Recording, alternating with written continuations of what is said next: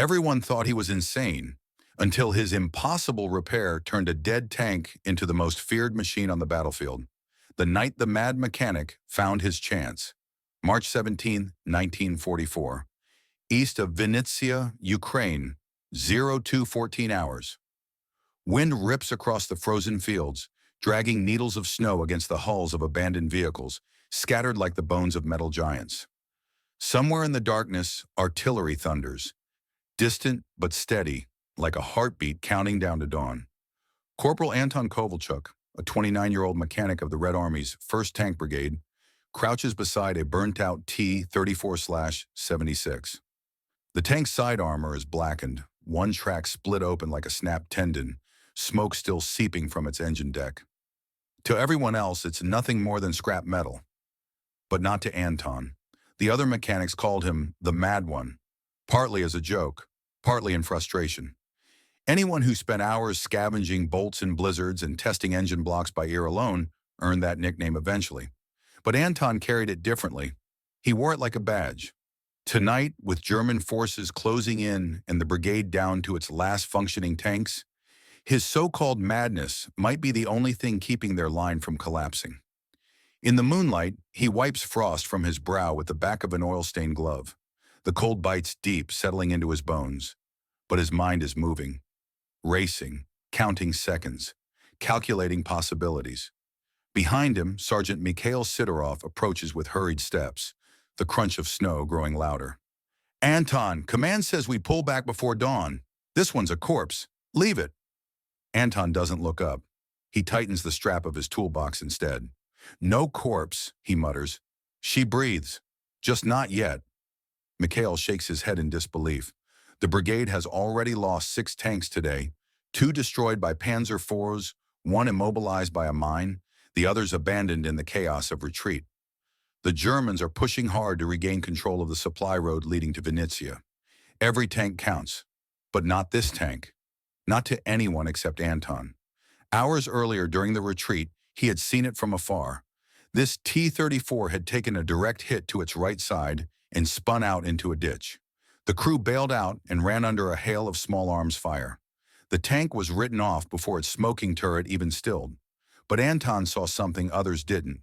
The angle of the hit, the way the armor had buckled but not pierced, and how the engine fire had burned around the fuel lines instead of through them. A ruined tank? Yes. A dead one? No. Now kneeling in the frozen mud, he pries open the engine hatch with a metal bar, the hinges screaming. A wave of scorched heat pushes out, but not enough to burn. He leans in, eyes glinting, scanning every pipe, every valve, every wire. The engine is blackened and blistered, but intact. He grins, the grin that earned him the nickname. From the dark behind him, he hears soldiers murmuring, "There he is again, the mad mechanic," trying to resurrect another ghost. Even sorcery can't fix that thing. He ignores them all. Instead, he reaches deep into the engine compartment and pulls a charred fuel pump free, examining it under the dim glow of a lantern. "We can save her," he whispers. To most, talking to a machine is madness. To Anton, it's respect. 3:02 hours. The sky begins to lighten as German reconnaissance units inch closer. Snowdrifts swirl as trucks move in the distance. The brigade commander, Captain Yuri Markovich, approaches, boots sinking into the powdery frost.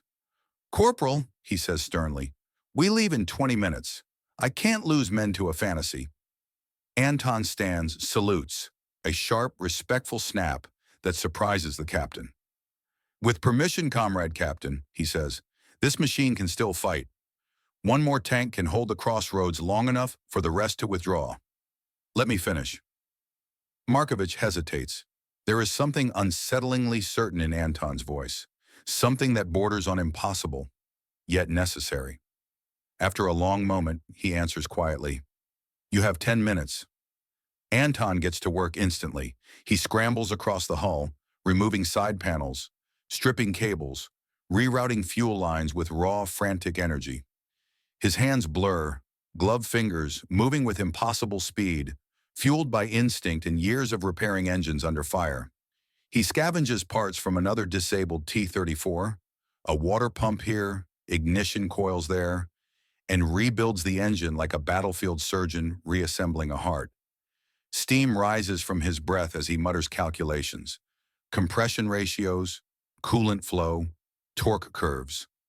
All around him, the soundscape intensifies. Distant tracks clattering, the growing howl of German engines, and above them all, the low groan of the winter wind. Still he works. Still he believes. Even when everyone else calls him mad. 0317 hours.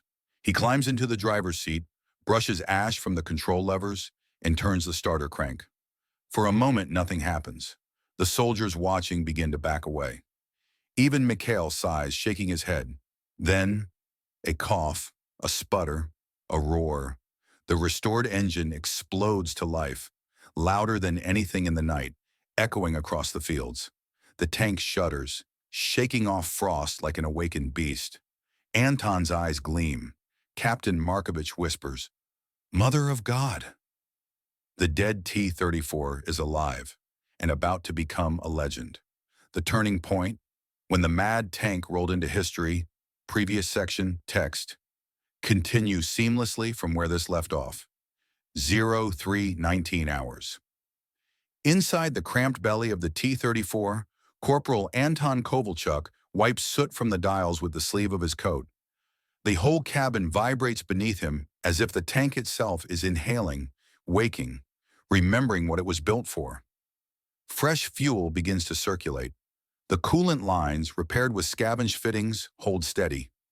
The rebuilt ignition hums the way only Anton can coax it to. But outside, the world is collapsing. The low rumble of approaching engines grows louder. German half-tracks, maybe even a Panzer IV leading the reconnaissance column. The Red Army's withdrawal route runs through the woods behind them, but the Germans are minutes away from cutting it off. If they seize the crossroads, the brigade will be trapped. Sergeant Mikhail Sidorov climbs onto the hull and kicks the side of the turret. "You're insane," he shouts over the engine roar. "But if you're going to die in this metal coffin, I'm not letting you do it alone. Move over." Anton grins and shifts aside. Mikhail drops into the turret, slamming the hatch shut. Above them, soldiers scramble, shocked into motion. "Get a loader in here! Shells into the racks! Hurry, damn it! The Germans are nearly on top of us." Captain Yuri Markovich watches the scene unfold, equal parts disbelief and gratitude, before pounding his fist on the hull. "Hold that crossroads, Corporal. 10 minutes. That's all we need." Anton salutes through the periscope. "She'll hold longer than that, Captain." 0324 hours. The Eastern Approach Road. Snow whips sideways as the restored T-34 lurches out of the ditch and onto the hard-packed road. The rebuilt track groans but grips. The tank rolls forward, slow at first, then with gathering force, like a wounded animal refusing to die. Anton feels every vibration through the seat. He taps gauges, listening more to the machine's voice than reading any needle. The engine has its limits. He knows them intimately. Push it too hard and it will seize. Push it too gently, and they die. Ahead through the gunner's sight, Mikhail scans the tree line. Movement. Metallic glints. German Sakhaev said. 251 half-tracks emerge from the swirling snow, their silhouettes stark under the moonlight. Infantry cling to their sides, rifles slung, helmets low. Behind them, unmistakable and terrifying, a Panzer IV AUSFH rolls forward, turret searching for targets. Mikhail's voice rises through the turret intercom. "Weapons ready, Anton. Load HE." A young loader, Private Lev Orlov, shoves a high-explosive shell into the breach, hands trembling. The metal clank echoes inside the turret like a church bell. "Target the lead half-track," Mikhail whispers. Anton aligns the hull and braces himself. The first shot thunder booms across the frozen fields. The shell slams into the leading half-track, ripping it open in a blossom of fire. German soldiers scatter, diving for cover. The tank reverses into a defensive angle, the engine growling but steady. Mikhail loads again. Another blast. Another eruption of debris. Snow and flame mingle in the icy air. But the Panzer IV is turning its turret toward them now. 0328 hours. Anton's heart slams against his ribs. He forces the engine to accelerate. Not too hard, not too soft. Just enough to swing the T-34 behind a cluster of frozen birch trees. A thunderous crack rips past the hull. The Panzer's 75mm round tears through the snow, missing by only meters. Inside the cabin, the loader curses. "They'll tear us apart. This tank was barely alive an hour ago." "And now it fights," Anton replies, eyes burning with focus. "As long as she moves, we do not die." He swings the tank again, emerging from behind the trees at an angle. Mikhail fires, this time an armor-piercing round. It screams across the clearing and dents the Panzer's frontal armor, but doesn't penetrate. The Panzer fires back. Its shell slams into the side of the T-34. The tank jerks violently. Dials flicker. Frost and dust cascade from the roof. Anton instinctively reaches for the clutch, holding, coaxing, feeling the engine through vibration alone. Lev shouts, "We're hit!" "No penetration," Mikhail calls back. "Armor held!" But Anton knows the truth. The hit cracks something in the suspension. The left drive wheel groans louder. Time is running out. They need a flank shot. 03:32 hours. Anton makes the impossible decision. He drives straight toward the Panzer. Mikhail slams a fist into the metal wall. "Anton, have you lost your mind?" "No," Anton mutters, jaw tight. "I know what she can still do." The T-34 barrels forward, treads throwing plumes of snow. The Panzer shifts its turret, trying to track them. Distance closes, 70 meters, 60, 50. "Now!" Anton roars. He brakes hard, slewing the T-34 sideways. The hull skids across the ice, positioning the turret at a perfect angle. Mikhail fires. The AP round punches into the Panzer's thinner side armor. Sparks erupt, then flame. The German tank shudders, engulfed in smoke.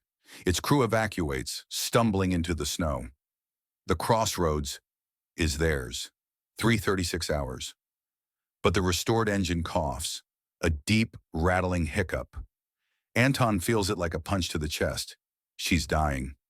The Germans retreat, leaving burning vehicles behind, but the T-34 limps. Its track threatens to snap. Instruments flicker. Smoke curls beneath the engine cover. Anton whispers, placing a hand on the dashboard. "Just a few minutes more. Please." The brigade begins to withdraw behind him, safe because of this one resurrected machine. Captain Markovich salutes from afar, snow swirling around him. Soldiers cheer, shouting, "The mad mechanic did it! He brought a dead tank back to life. He saved the whole brigade." Anton doesn't hear them. He listens only to the heartbeat of the engine. One last shudder, one last rumble, and then silence. The T-34 sinks into the snow, steam rising gently like the spirit of a warrior who has served its final duty. Anton closes his eyes. To some he was mad, but tonight he rewrote history.